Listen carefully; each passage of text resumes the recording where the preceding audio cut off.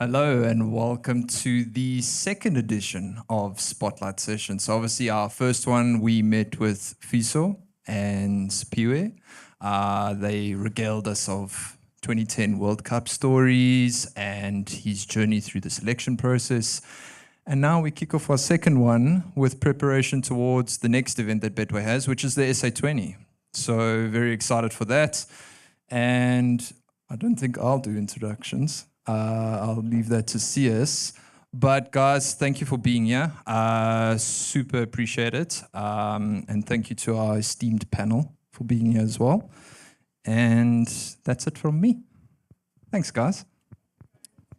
Thank you, everyone. Grant, thank you so much. I really appreciate it. And thanks for putting this all together. Can we have a round of applause for Grant and the team? Absolutely fantastic. To Stevie, who's running the show, we are recording this. It'll be on YouTube. So thank you for everyone making time to be here today. I'm CS Duplessis. I work in the communications department at Betway. With me today, Chris Morris, a man who needs no introduction. Eventually, he made it after all the traffic. Ora, let's start with you. You the main man here, right? I mean, you run the show. Is that right? Is that your job description? Not necessarily, but yeah, I'm actually I'd say the defensive part of Betway. I'm part of that. You need to go through me first before you can reach all other platforms. But yeah, for introductory purposes, those who don't know me, I'm Warabile Sitlamo. All the way from Mafikeng, came to the site obviously to push my sports career. And yeah, big cricket fan. Well, here we are. Yeah, a round of applause for Ora. Well, here we are. I mean, you're sitting next to a cricket legend. You're a huge fan. I think, career-wise, things are happening at the moment. Definitely. I never thought one day I'd be sitting next to a South African legend, someone I've watched on TV play and really supported. But look at me now, Chris Morris, thanks for joining us. You're going to need that. I know you've got a booming voice. And I don't know if you've seen Chris, but he's done a tremendous job on Test cricket analysis at the moment on SuperSport. He's done a wonderful job. And just between us, he's going to join us as a Betway ambassador. I'm sure I've broken protocol in announcing it, but welcome to the family, Chris. You've broken the ice. You've broken the ice after my late coming, so thanks, guys. Thank you for being here. Have you been enjoying the commentary stint and the analysis that you've been doing? It's been wonderful to see you in action. Yeah, look, it's something that I always wanted to do after cricket. If anybody who knows me, I'm very good at talking rubbish. And I think that's what commentary is. You call what you see on the field, you talk about the game you love, but also in between a little bit of banter, and you talk absolute rubbish between each other. So I do have verbal diarrhea. Unfortunately, it's my cross to bear. Guys very much sat away from me in the change room just because they knew I wouldn't shut up. But yeah, it was always the pathway for me. In my career, I'd always make sure I'd go to the SuperSport guys, see how things worked. If I had the opportunity, I'd go sit in the back of the commentary box and just see how they organize stuff. And I always used to, as soon as I retired, I didn't watch cricket anymore. I'd listen to cricket, which is quite strange. And from there, the passion of talking rubbish on TV and watching the game I love grew. And, I've been very fortunate that SuperSport were quite keen on me straight away out of retirement. And luckily, the Betway SA20 came along and they needed some recently retired players who are still relevant in the game and still know the players and played against and played with. So that was my pathway hopefully into a very long commentating career and broadcasting and all that other stuff. So loving it. It really is. My wife's gets a little bit irritated when I'm at home for too long, so that helps me go away sometimes. So she got used to me being on tour. But I dig it. I get my cricket fix, as I call it. When you retire from a sport, you obviously need that, what you did day in, day out, and appreciate the game. And, instead of watching cricket at home now I can actually go away and watch it, and my wife can watch whatever she wants. So, loving it. And, like I say, hopefully it continues for a while. All right, I'm going to ask you some questions at some point, but also feel free to jump in and ask Chris something you've always wanted to ask him. No hold bars here. You can let fly. But I think just to build on that, I was fortunate enough to sit earlier this year next to Chris at the Betway SA20, a game in Paarl. And sitting next to someone who's played the game at the highest level, been to World Cups, played in the Indian Premier League, represented his country in test matches. It was fascinating how he called the game before it was going to happen. So as the bowler was about to run up, he would say, watch the shots going over there. Or watch this. All legal, by the way. All legal. We would. But it was fascinating. And I mean, that transition from playing to commentary, that must help a lot in how you read the game. And potentially in a test match, for example, what the captain might be doing or the batsman attacks the bowler or vice versa. So maybe just share how you read a game. Is it something that's always come naturally to you? Yeah, I think it comes with experience. I think when you have a long career, you basically see everything that you can in cricket, and you can almost not predict, but you can have a feeling of what's going to happen. And I think that's what people look for when you are commentating, that you want to give people that insight. My brother-in-law always says to me when I go to commentary, he says, teach me something today. And that's the way I look at it. And also, I look at what I talk about is what I would want to hear, especially as a former player. I want to commentate what I would want to hear sitting at home. So all of that comes to the experience of playing the game. You get a feeling of what's going to happen. You get a feeling of what fields are being set and what lengths are going to be bowled and where batters should be hitting the ball. And obviously the game's changing, the evolution of the game, and batters are getting cleverer and smarter, and bowlers are staying dumber as we always were. But that Your words, not mine. Yeah, listen. Listen, you don't have a brain if you want to run in for 30 meters and bowl as quick as you can and do it again for 6 times and 1 over. But yeah, you get a feeling. It's the same with rugby. When you listen to Skalk Berger commentate, you listen to his input that he does, his punditry on the side of the field. He's got a feeling of what's going to happen because he's been there. You can read the game differently to what other people can. So you're not always right. You want to be right. Predict something that's going to happen because that's where you go, still got it. But it doesn't always happen like that. But in saying that, cricket has got a rhythm and a flow, and you can pick up on it quite quickly if you've played the game. So, look, that was a good day in Paul. It was bloody hot, I remember it. But, like I say, you just get a feeling in who's in form, who's not in form. The stats will tell you what's happening then. When a guy's on the day, you can see it straight away. So it does help when you have played the game. All right, I'm going to let you fire off a question in a second. Just a reminder, there's a competition. Grant's going to spin the wheel. It's going to be later on, I think. Our live studio audience will be able to win a Betway SA20 jersey of their choice. So whatever team you support, and hopefully we can get Chris to sign it also along those lines. If you don't want his signature, it's also cool. You can just wear the jersey. But that's coming up a little bit later. KG Rabada is running around outside. I'm being serious. I just bumped into him now at Morozot. So he's sitting around somewhere. So if you get a Cape Town or MI Cape Town shirt, potentially could track him down. It might not be in a state to sign it, but he's there. All right, over to you. Okay, Chris. So I'm one person, when I've always watched you play, one thing I've always perceived about you is the aggressive approach, right? So my question would be, who's that one batsman that you've always faced and you're like, I'm going to bounce them off? I used all that bowling aggression in the traffic on the way here, I'll be honest. You've also bowled to some incredible batsmen over the years. I mean, there's some world class. Look, it's weird because I don't not like anybody, to be honest. I was always in a battle, and that's the way I felt. When I crossed the line, that was you and me. We were in a battle, one face to face. I was just to lock in with eye contact to see if they were up for it or not. And the guys that locked eyes with me, I knew, okay, here we go. But the guys that backed away and sheepishly looked up at you, knew you had a little bit of an edge on them. But sure, I think the easiest way to say is probably in the moment. Someone that pisses you off, plays a bad shot, irritates you. Like, it just happens, I'm assuming it's the same at work. You like everybody, and just that one day, like, now's not the time. Like, let's not talk today. We'll have a chat tomorrow again, and then we'll be mates. But it's more of a moment thing for me. There are a couple of batters that used to grind my nuts heavy. Glenn Maxwell was one. He really grinded me because he's from Australia, because he was so good. And then there were days where it was impossible to bowl to him. And then there were other days where you got really lucky. And that happens to the good players. They do get lucky. They get a lot of fortune. He's an unbelievable player, and he's a good dude off the field. But he was one guy that for some reason, you just get them. They just tweak me. Like, he would walk onto the field and I'd be like, today's the day. I'm going to try hurt you. But there's a few domestic players that I'm not going to mention because I think some of them are still playing. That really grinded me. I've had a few battles towards the end of my career where things were said and I'm not proud of, and I did put them in their place. But was never ever rude. I never swore at anybody. I'll be very honest with you. But in my brain, Steels will tell you I've got worms, and when those worms come out, I come from different angles and stuff like that. But yeah, straight off the top of my head, probably Glenn Maxwell, just because he was so good. Okay, thank you for the answer. Please carry on. This is your show too, not just my show. You can take the moment.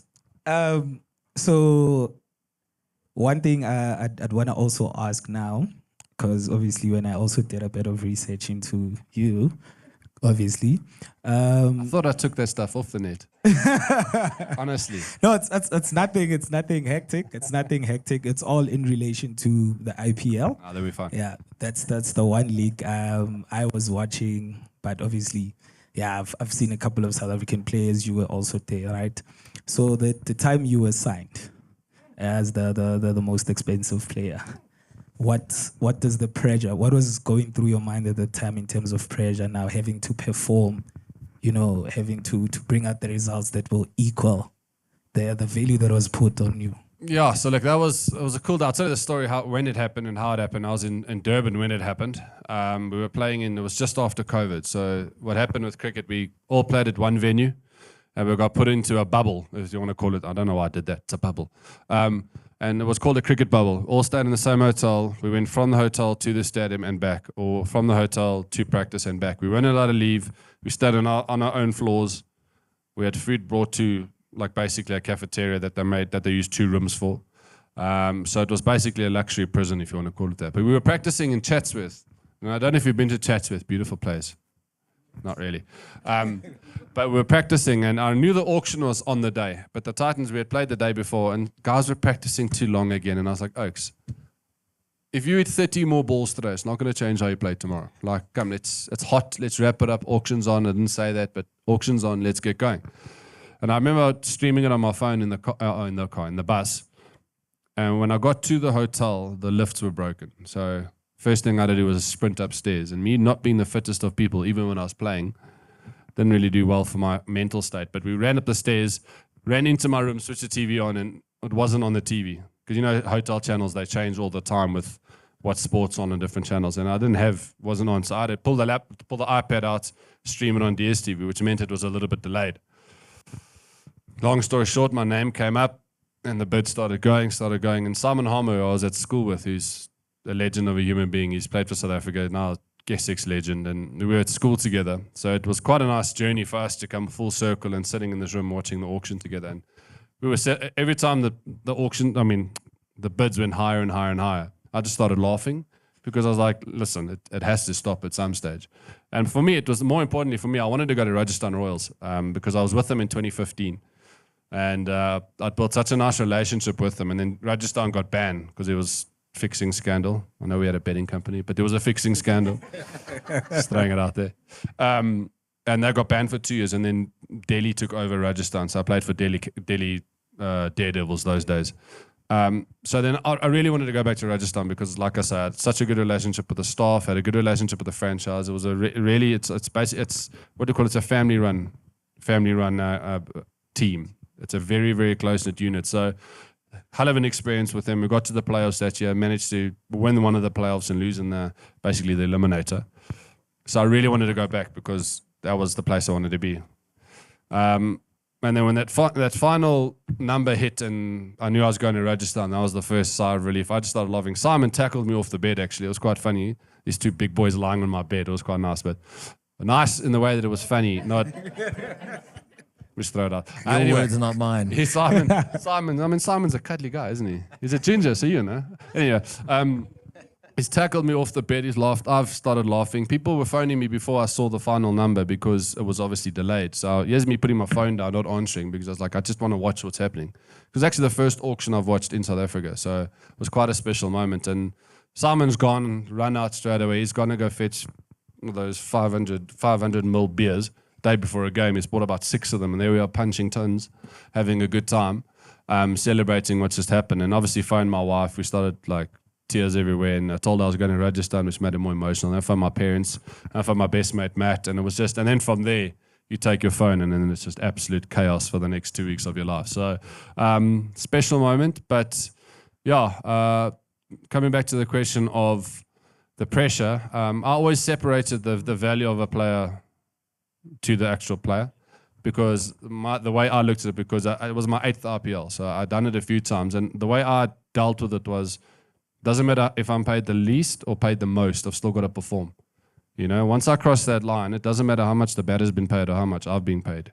They're still there to mur me, or I'm sorry, they're still there to be better than me, and I'm there to be better than them. So I dealt with that. The pressures off the field was more media and more advertising and adverts and all this stuff, because they've got to get their money's worth out of you. So you're doing campaigns, you're doing adverts, you're doing billboards, you're doing all that other stuff. So for me, the cricket was easy. It doesn't matter what you paid, you have to perform. So that was easy to deal with the pressures. But it was more the off-field stuff that really, really gets to you.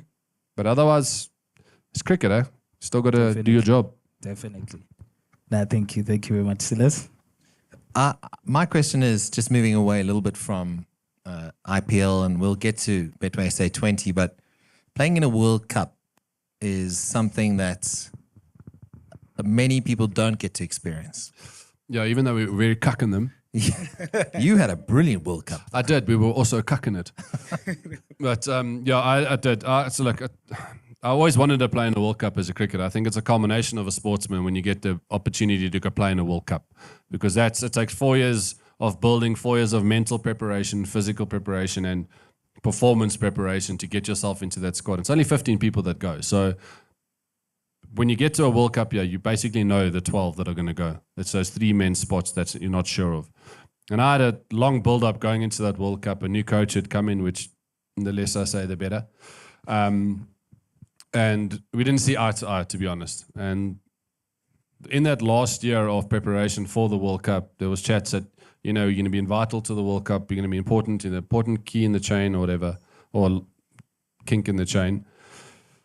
And then the emergence of a guy called Anrich Nokia arrived, who bowls the absolute speed of light. He's genuinely a genius with the ball, and he started performing for South Africa. And slowly but surely, I started being left out of squads. So I was going, well, my World Cup dream's over. It's simple as that. I'm going to RPL, happy days. I'll support the boys. I think we were in the last week of RPL. We were playing in the playoffs, and convener of selector phoned me. And I remember my wife was with me in India, and I remember seeing my phone, and I just went like this.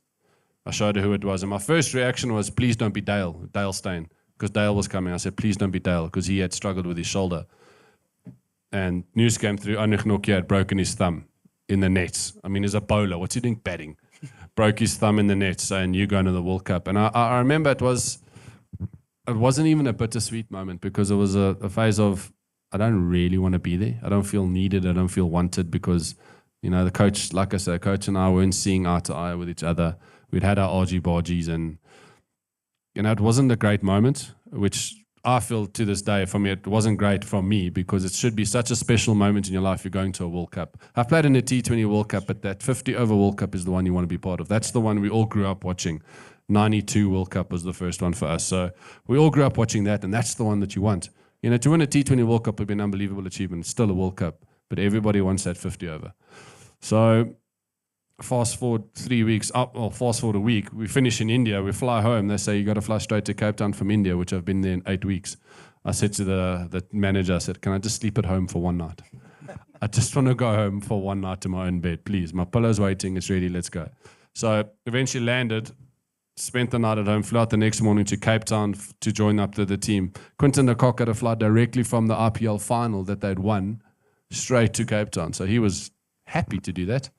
And yeah, and that's when the journey started, and we climbed up Table Mountain and did a whole team thing, as you do before a World Cup, and spun bow, and talk about how we're going to go about our business. And I remember the first time I really, really got excited was when I got to the airport, and I had my Proteas number ones on, which is a Proteas blazer and tie, and you got black pants and all that jazz.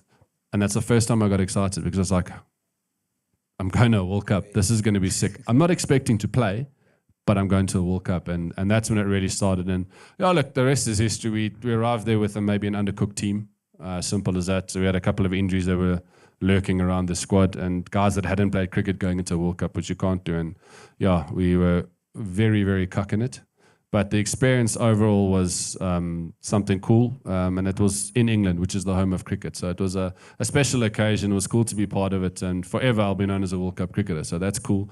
And yeah, hell of an experience, but yeah, we should have done better as a team. But it's no one can take that away from me. So I'm very happy with it. Great. That can continue, Silas. Yeah, I think it does deserve a round of applause for someone who's represented our country and been a wonderful ambassador for South African cricket. I think the next thing is Betway SA20, and we, as we head into the next edition, right, we've seen people taking catches with one hands. I mean, you've seen that. We've got a nice game that's coming called Betway Catch. I don't know if you've seen that yet. Triple your money. Of course. Please, fire away. Why not? I just wanted to ask a question on the conversation now. We need a mic. We need a mic. Sorry, that's my bad. Do you have any mics here? Any Michaels? Mike? Is there Michael? So no mic checks. Quick, that's right. In the back there, he raised his hand. All right, thank you. Just wanted to ask around the conversation of World Cup, would you say this year's World Cup was the worst heartbreak that you've ever felt when it came to World Cups? All of them that you've seen, obviously, during your lifetime. I'd probably say it ranks as second.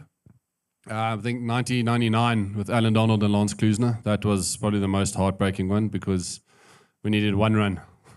One run to win the game. We were already tied. One run to win. And the reality is when Alan Donald got run out, and you'll talk about it whenever you see him if you ask him, even though he doesn't want to.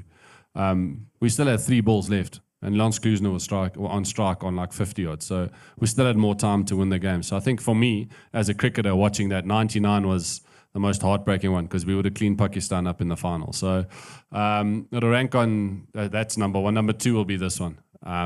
We had the game wrapped up. The players will tell you they feel the same. The game was wrapped up. It was in the bag. And, you know, I think what a lot of people forget is that there's a reason why India were in the final. They had the best death bowlers, which is the last 4 overs bowlers in the tournament. And there's a reason why they won that game is because of those guys. And, I mean, there were so many small margins. I mean, you look at like David Miller, that last one, we needed, I think, 16 or 6 balls. And that first ball he's gotten, he's crunched it down the ground. And nobody else on that field would have taken that catch that Sky Kumar took. No one would have taken that catch. So that's a moment that went against us. And Dave Miller eats those shots for sweet. He can hit with his eyes. You saw last night against Pakistan. That guy clears the rope with ease, but he's hit it into the wind. It wasn't our moment. Heinrich Klaasen went on an absolute rampage. Got a ball that bounced outside off randomly, edges to the keeper, and you're going, oh no. And then Bumrah, the Bumrah show, Bumrah from India, that's his show. And he just came in and cleaned our pipes. So you'd probably rank that, and then number 3 would have to be 2015. 2015 was heartbreaking because Duckworth Lewis did us, unfortunately. So not Polly's Duckworth Lewis, because Polly can't count. Sean Pollock, by the way. I hope he gets sound, yeah. 2003 at home. But yeah, so that was heartbreaking because we should have won that one, but that's cricket. That's the nature of the beast. Chris, now stepping off from the heartbreaking moment, now let's just get into the good moment. So the one you'd say it was your all-time favorite moment in CSA, the cricket, whether T20, like the one match you always look back to, like South Africa here was on another level. Personally, I've got one day that will stick with me till the day I die, and that's Pink Day. We played against England. When you get the opportunity to win a game for your country and you end up doing it, that's something that you dream of as a kid. So that will stick with me for the rest of my life, as long as I live. And I can't wait to tell my kids that when they understand what cricket is.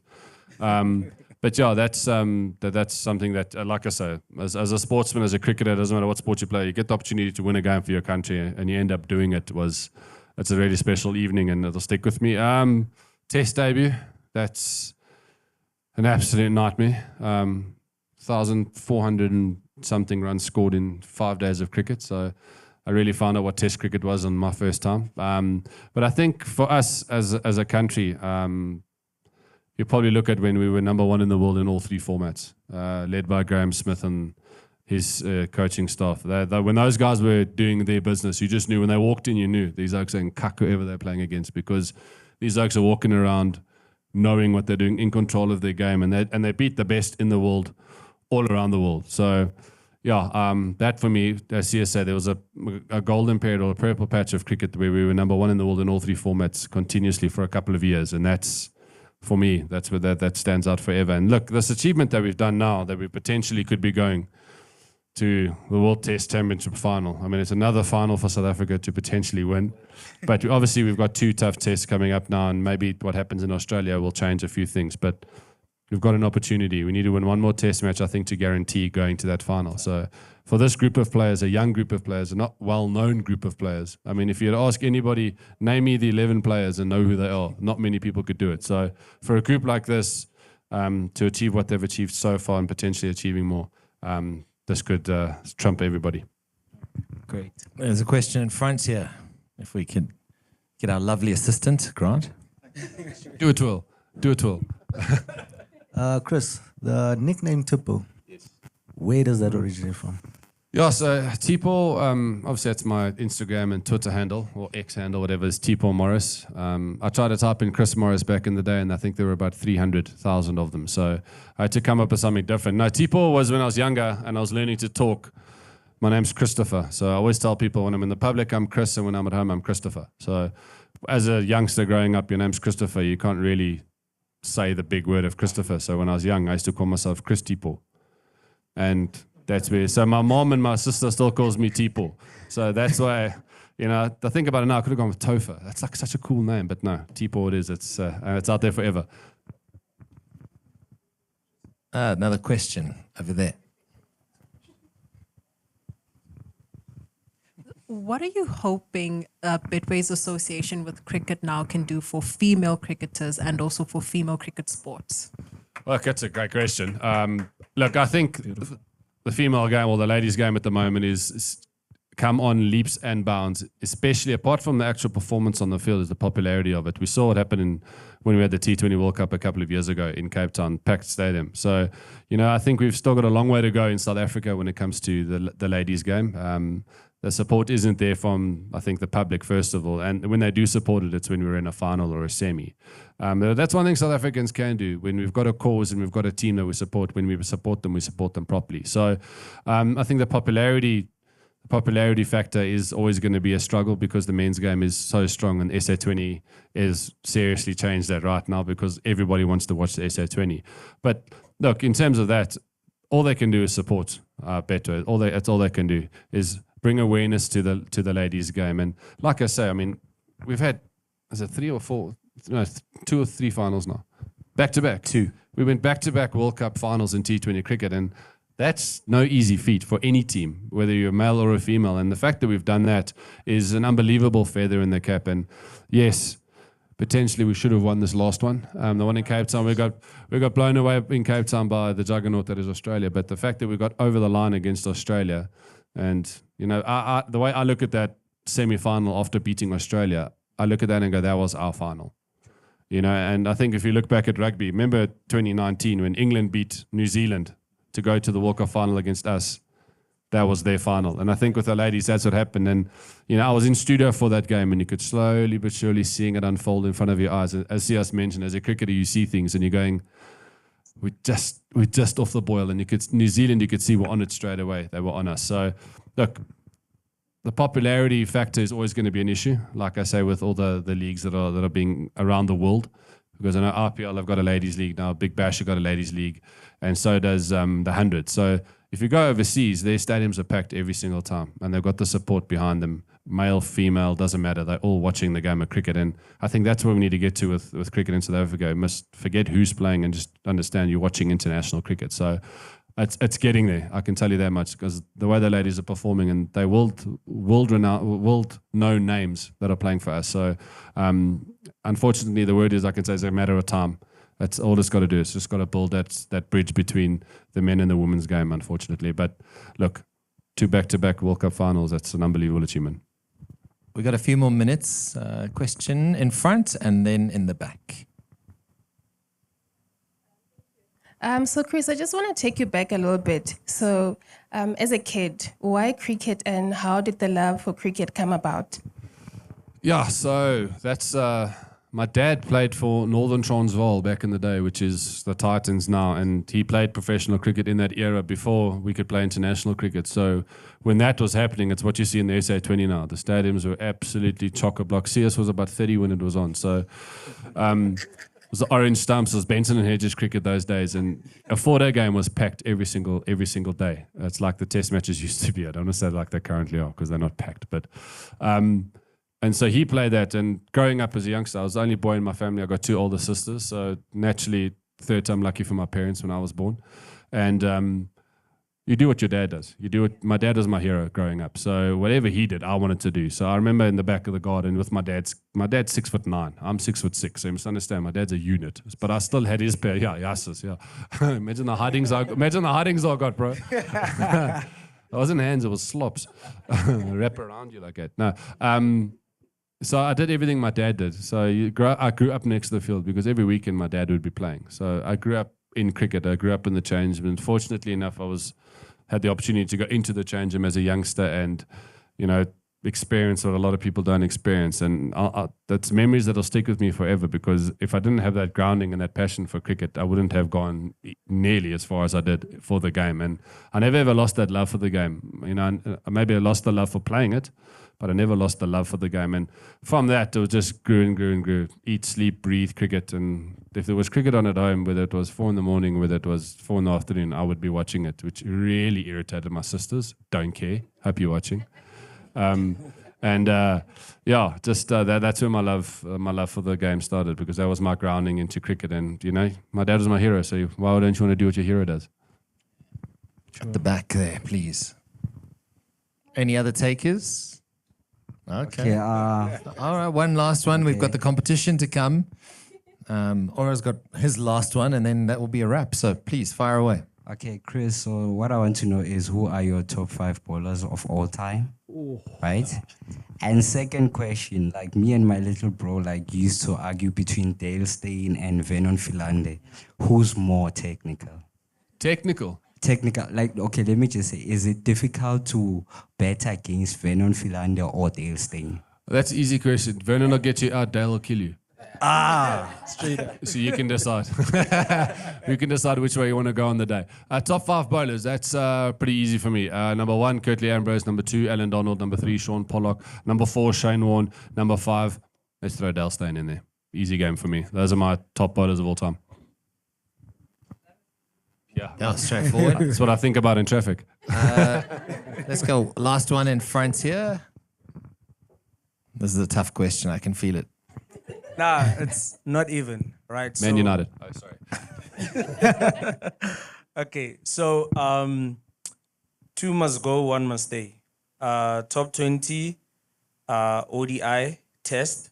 And then my other question is, where do you think is the disconnect between the guys that are playing for under 19 and then for them when they get to senior to then do what they did in under 19?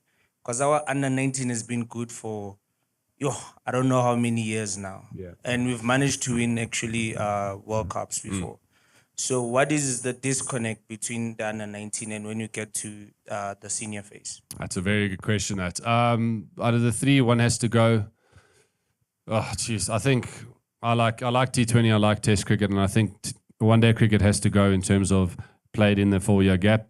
You culminate to, I think you must play ODI cricket once every 4 years for a World Cup like they do with football. I know you got Euros and stuff, but if you could play club cricket and league cricket, or club football and league football throughout 4 years, and then you pick your best team after 4 years to play a World Cup for your country. So that's what I would do, but don't quote me on that. The disconnect, I think players get pushed too early as youngsters. They get thrown into the deep end, not like Quinn Mapako bowls 150 flipping Ks an hour, which is ridiculous. That's really scary. People's cars don't go that fast, and he's bowling that at 18. So he's obviously one for the future. He's going to be there for a long time. But I think a lot of young players get pushed too early from under 19. They'll have an under 19 tournament where it's tough and it's difficult for that age.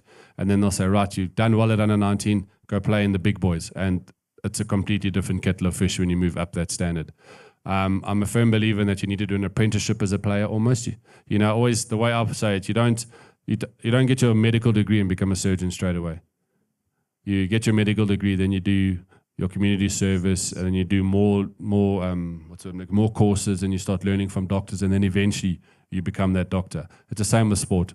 You can't just say, right, you're good at under 19, go play. Here, you're going to be good for the Titans. No. You need to play B-side cricket. You need to play a lot of club cricket.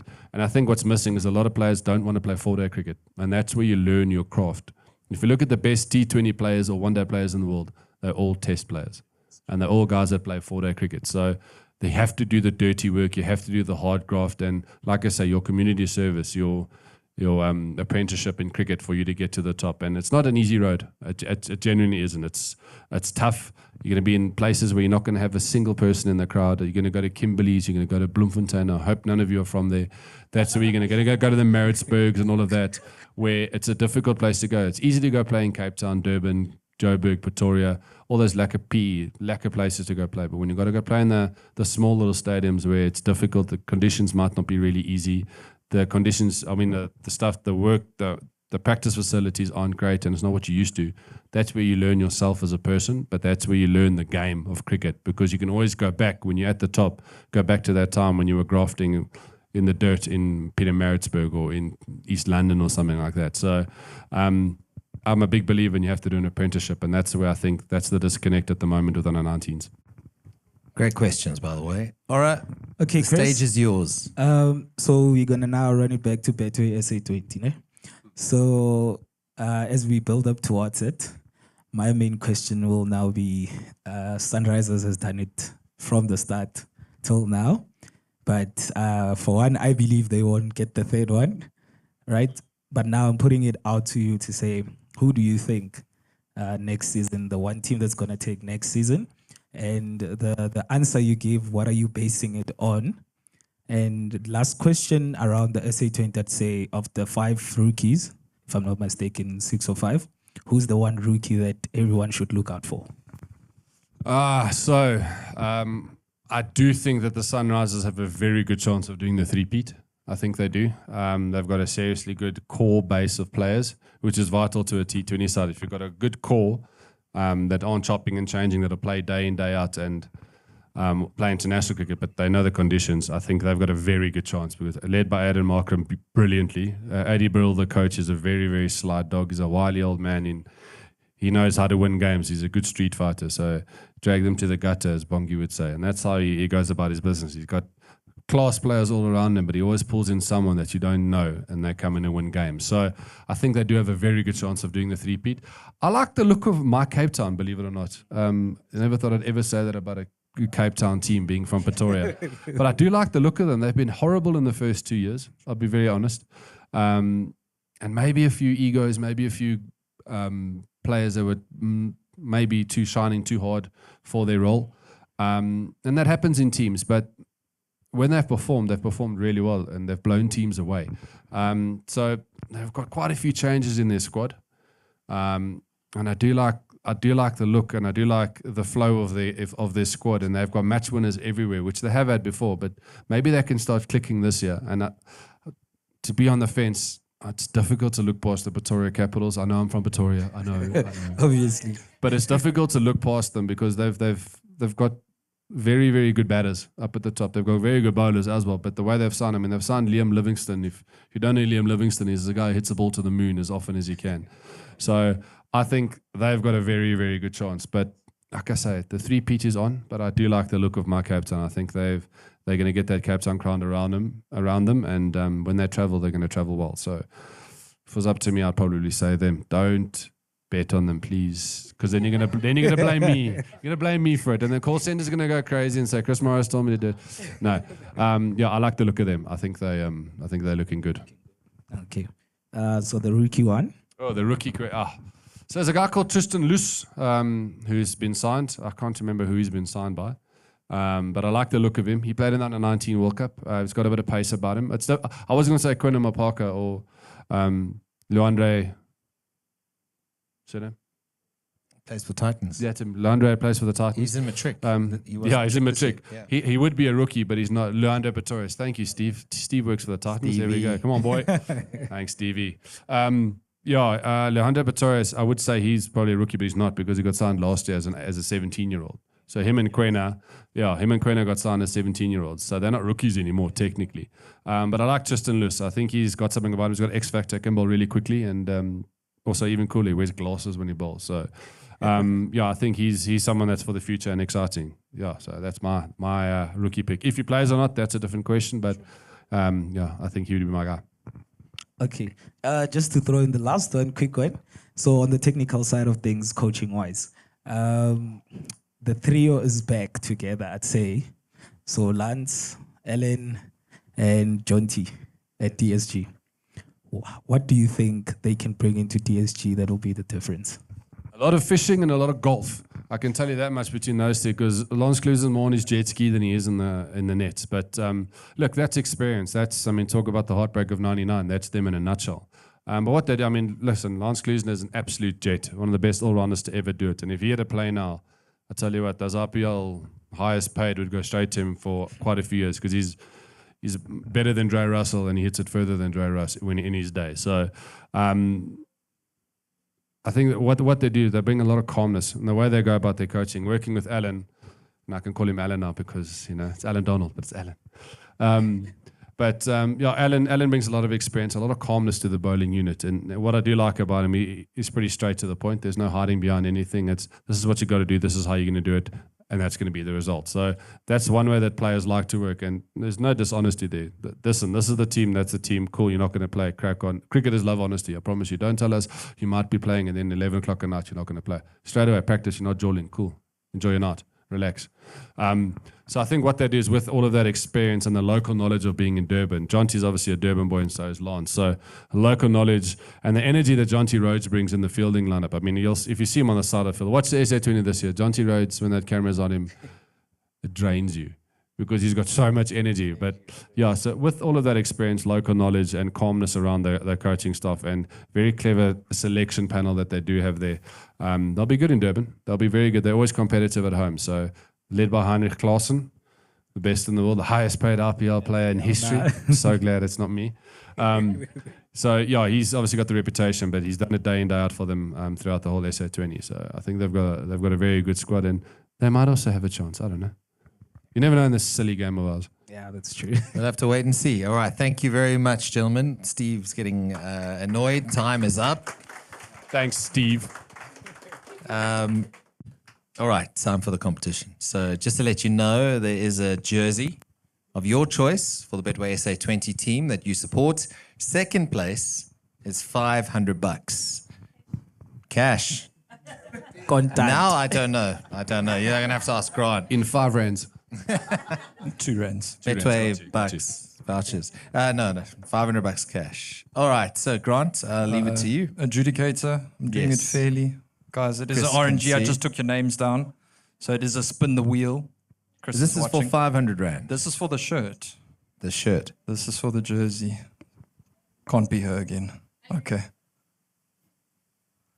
Nomalanga, is she still here? She's not here. Redraw. Redraw. Respin. Redraw it is. Respin.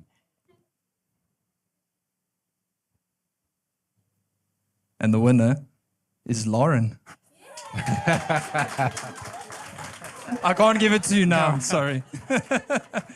And then for second prize, $500. It will be next year. Payroll is closed. January is a long month, guys. So be grateful for these things. Came late, stood at the back, Mr. Bandile. There you go. Thank you very much, guys. Just a side note from me. Thanks for the questions, guys. Brilliant. Thanks for waiting, guys. Thanks for waiting. For me. Thanks for the questions. You guys- really great questions, guys. you guys Thank you so reminded- much. Round of applause for you. Round of applause for yourselves. Thanks, guys. Really. Lauren, what shirt you going to get? Which team? The Capitals, very good. Very nice. Light blue will look nice on you. Good. We approve. Nice. We approve. All right. We are unfortunately out of time for questions, but. All right. Thanks, everyone, for coming through, for watching. To Chris, Ora, Grant, for putting this all together. It's been wonderful. And we will then catch you for edition 3 next year. we'll have to wait and see what that looks like. But thanks very much for making time.